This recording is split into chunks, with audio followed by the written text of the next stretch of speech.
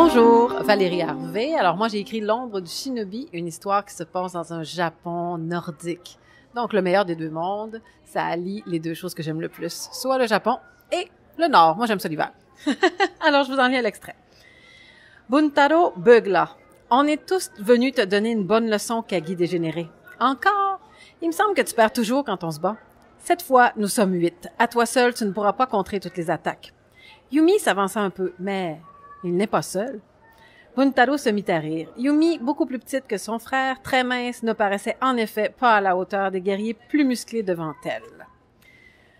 C'est vrai que les prétendants de mon frère sont toujours les plus attirants. Je regrette vraiment qu'ils soient si séducteurs et prennent tous les bons partis. Quoi? Toi aussi, tu oses me croire moins qu'un homme? Allez vous autres, on règle ça ce soir, cria Buntaro.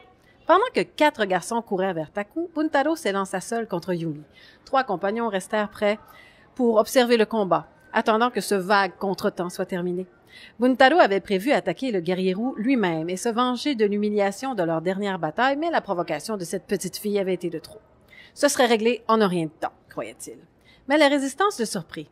Il savait que les femmes Kagi se prétendaient combattantes, mais il n'avait jamais vu Yumi à l'entraînement. Et très vite, il comprit que le katana dans les mains de cet enfant n'était pas un jouet. Elle enchaînait tous les mouvements rapides, profitant de toutes ses ouvertures pour l'attaquer. Elle utilisait ses 2 mains, comme si elle était aussi habile d'un bord que de l'autre, changeant le katana selon l'angle qu'elle désirait. À ce moment, Buntaro réalisa que Yumi avait combattu pendant la guerre. Et avec une certaine appréhension, il songea qu'elle avait peut-être déjà tué. Taku aussi, sans doute. Il n'avait jamais pensé à cela. La peur fut visible dans ses yeux, et Yumi en profita. Alors qu'il était dos à elle, elle dégaina son kodachi et trancha la ceinture qui retenait le hakama. Le pantalon tomba lourdement au sol. Elle remit l'arme courte au fourreau, gardant son katana à la main droite, et elle ne put s'empêcher de rire en voyant les jambes nues du jeune homme ainsi exposées. Yumi était pliée en deux, humiliée.